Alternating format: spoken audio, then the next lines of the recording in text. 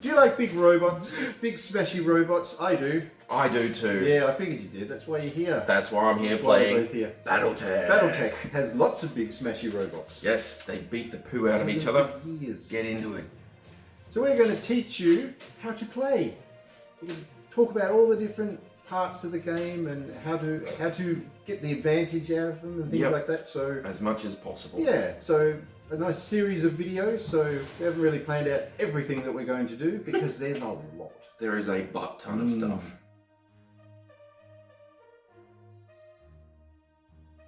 In this video, Tarron and I are going to have a look at a record sheet, a standard record sheet for a BattleMech for BattleTech. Yes. So, Tarron, put it up on the screen for us with your magic. Ready? Bing! Yeah! All Yay right. me. So, break it down into the sections for us. So on there we should have our Battle Master. So you get mech data. That'll give you the basic information. So the actual name of the mech, the variant that it is, the tonnage, and your tech base. So in this box set, you're only ever going to get Inner Sphere as your tech base, but you can have clan, you can have all sorts of other stuff. And it also gives you something fairly important, which is your movement points. It gives you your walking, your running, and if you have jump jets, it gives you a jumping move. And then underneath that, you have all of the weapons and equipment that you have on your mech, or in any way functioning within your mech. So it'll list all your weapons, it'll list all the equipment and things that you have on that mech. So all the equipment that you have attached to it will have they have to have a location. Yep. Every weapon and heat sink, well, not all heat sinks, some engines hold enough heat sinks, but you've got extras, they have to go to a slot. Yeah, it has to be there somewhere. And if it's a piece of weaponry that you can use or a piece of equipment that has some sort of game function, then it'll be listed in that inventory that's in the mech data there. So just one thing to remember about it. So a weapon that needs ammunition, it doesn't matter where the weapon is, and it doesn't matter where the ammunition is. They can be in different parts of the body. Yes. They're all linked. It's assumed that they are all linked, and it has an ammo feed and all that sort of thing. Yeah. So yeah, if you fire that gun, then you mark off from that ammo. As long as the ammo matches, that's all good. And then down the bottom of the mech data section, it gives you a battle value. Now that's basically your force building numbers. The point system. Yeah, it's your point system for building a force. So you'll have people get together and have a game, and you'll go, oh, let's play to 6,000 battle value or something like that. And that's how you pick your force. Yeah, and that's based on an average pilot with a gunnery of 4 and a piloting of 5. Yep. If you want to have a better or worse pilot, the value of that mech is going to change. Yeah. But yeah. And then that also, it's based on the amount of armor, the amount of all sorts of different things affect your battle value. And that you can, when you make your own mech, you'll see that you have to calculate its battle value at some point. It's pretty cool. Yeah. So next to the mech data, you have your warrior data, because obviously you have to have somebody piloting it. You have a section where you can put your name. As we've mentioned in a previous video, I think there is actually a role-playing game of BattleTech. Yeah. Destiny. Yeah, is the new version. I think it used to be called Mech Warrior. Which is straightforward. But you can put your own dude into a mech at some point. Yeah. They'll have a gunnery skill and they have a piloting skill, and those are also marked on this sheet. And then they have a little health tracker there. So you've got hits taken and consciousness number. Now, every time you take a hit during the game, so there'll be various things. If your mech's hit in the head, or if you fall over, or heat, that sort of thing, your mech warrior will take damage. He'll take hits. And when he takes a hit, he has to make a consciousness roll of that number or higher on 2d6. Otherwise, he falls unconscious. Yeah. Yeah. It is possible to have a fairly intact battle mech, but you've just taken out the pilot. Yep. Which is also cool for salvage. Yeah, exactly right. And if they take 6 of those hits for any reason at all, then they're dead. Yeah. Which, gets you maximum salvage. So getting peppered in the face with like machine guns and little SRM shells and things like that, to just hit after hit after hit, it can kill the pilot. Yeah. So the head might still be there, it just kills the pilot from impact. It's hilarious. Which is, just hilarious. All right. So next to the warrior data, you have your armor diagram. So when your mech is constructed, it's given a certain amount of armor in certain locations. You'll see the little man-shaped or mech-shaped diagram there, which gives you all of the different locations. It gives you the amount of armor that's in that location, and then it also gives you on the picture, it gives you little circles for you to color in. And that's just so you can keep track of damage. So when your mech has incoming damage, it'll be in a certain amount, and you cross that amount off on the location that is given. Yep. So you can colour in whichever dot you like, it doesn't matter. No. So they'll also have, so it says the location and there'll be a number in brackets. Yep. It's like a quick reference to tell you how many dots are there, how much damage. It gives you the actual amount of armour. Yeah. So torsos are pretty big, so they have a front and a rear.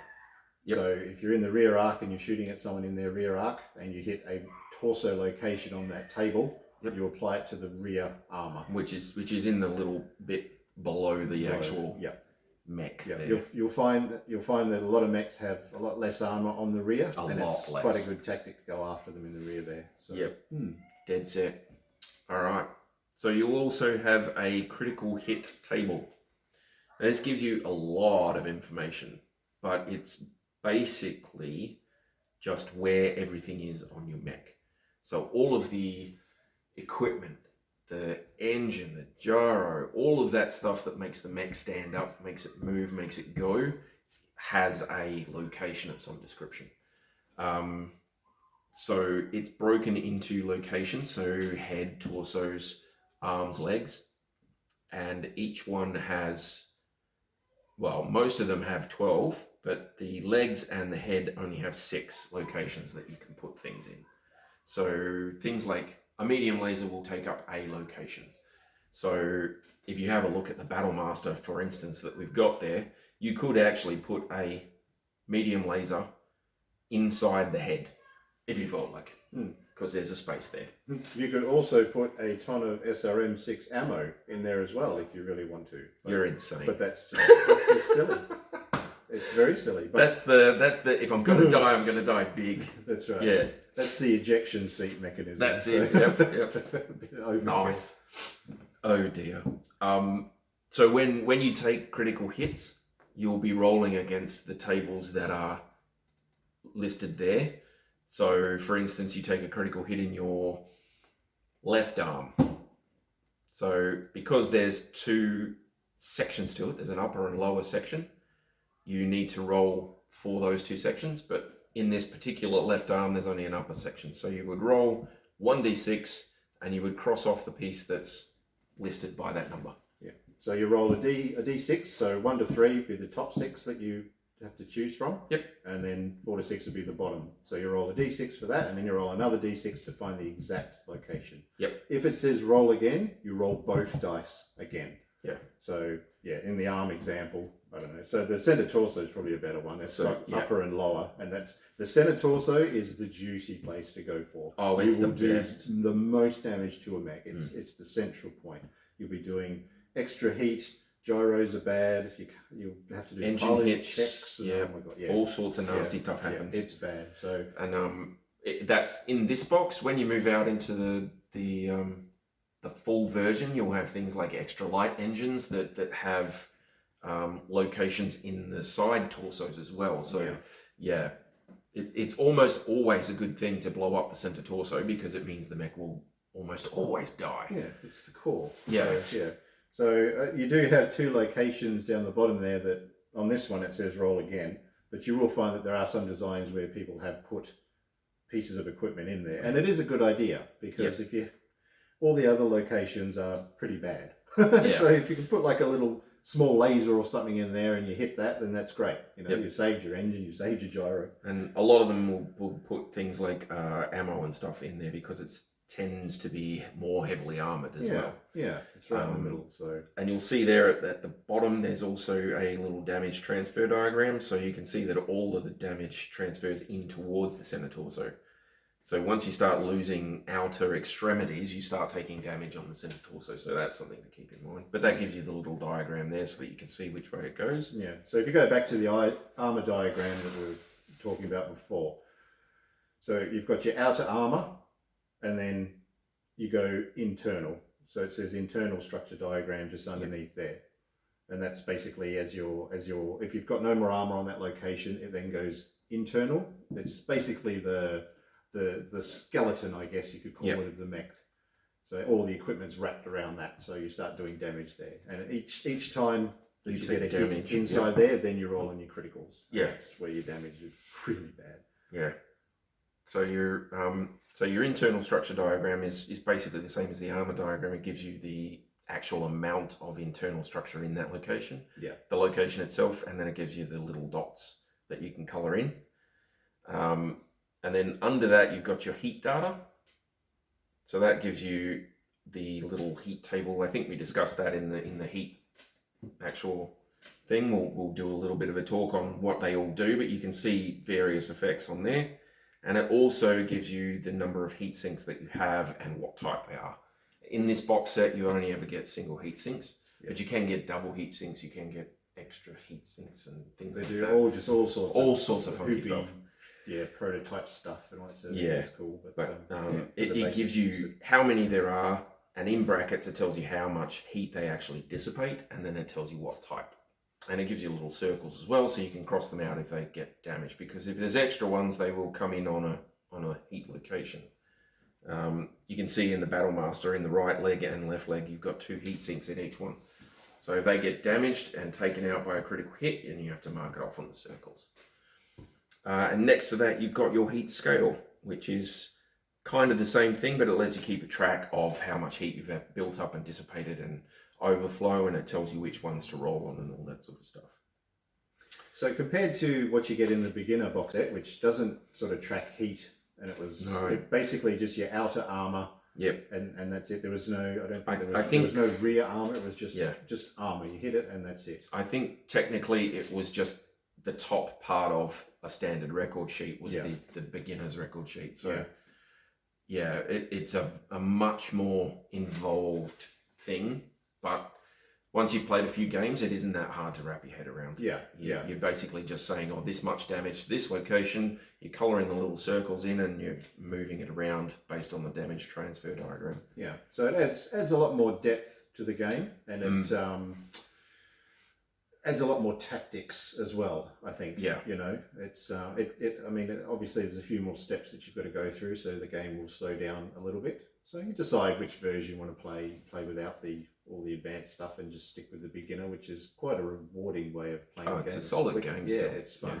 But at least playing with this, you've got more options, and it was how it was originally when they brought the game out, and it's still relevant now. It's the best. It is the best way to play if you like your tactics and strategies. And like you say, it brings a lot more tactics and things into how you play the game. So you're trying to do more damage in more locations and trying to get criticals in the right spot and all that sort of thing. And it opens it up a lot more. Yeah. So BattleMaster is quite healthy as far as armor goes. But for an assault mech, he's quite fast too. I think he's the fastest you can get under the standard thing. So, but we can probably see if we can convince Pillar to put a comparison one up there. So say maybe show you the Locust in comparison. So there's the Locust. So as you can see, a lot less dots straight away. You don't have to look hard to see some fairly sizable differences. A lot less weaponry, but a lot higher movement. A lot less tonnage, a lot less armor, a lot less internal structure, and a lot of open space on his critical diagram as well. Yeah. It's. I guess if you do get internal hits, it can be bad, because if you can't damage anything in a location that you've rolled, you have to use the transfer diagram. So if you've got a critical on, say, the left torso, there's nothing there, so it transfers to the center. Yeah. So it's always nice to have some equipment in each location just to absorb those hits, but the Locust is so light. There's nothing you can really put on there. It's just a light frame. And he's cheap too. I think he's 432 battle value. So compared to the 1500 that the BattleMaster was, that is, it's pretty solid. Do 3 Locusts stand up to 1 BattleMaster based on points? Mine did quite well against yours. Yeah. Comes down to the terrain and a lot of factors. But the type of game you're playing, balanced. the terrain that you're playing it in, and the way that you need to, like what you have to do, basically. Yeah. But given certain situations, a locust or 3 locusts can 100% do as well as a battle master. If it's a scouting mission, boom. Yeah. You know. Well, the battle master is used by the Lyran Alliance as a scout. Anything assault is good enough for scout, I suppose. Yeah, but they're mad. We've got money, you know. All their pilots had monocles and all that sort of stuff. Let's just scout with an assault mech. If you find something, you're guaranteed to have options. Whereas a light mech goes, well, I'll run back and get somebody bigger. Yeah. I'll run back and get the battle master. So they're just cutting out the middleman. Yeah, that's it. Yeah. All right. But it's pretty straightforward. So it doesn't matter what sort of size mech you've got. It's the layout is the same. So what you look at, you should easily be able to just have once you've played a couple of games, to look at a sheet and know how well it works based on the weapon loadouts, where they're located. You know, what sort of potential trouble you could have based on critical hits and transferring of damage. Yep. All that sort of thing. I would say, just as a quality of life thing, when you get them, always laminate wherever possible, because it makes life a lot easier. Yeah. If you've got something dry erase or just a whiteboard marker or something like that, it's a lot easier than trying to erase pencil and using paper stuff. Obviously, you don't always have that option, but if you do have it, I'd take it. Yeah, go for it. Yeah. Tarron's hot tip. He's got a lot of them, actually. It's good. Dear, oh dear. All good, but that's the basic way that the record sheets are laid out and what each piece means, and hopefully that's helped. Yep. And yeah, we'll move on to the next bit. Yeah, that's it. Awesome. Okay, thank you. Bye. Bye, guys. Good stuff, man.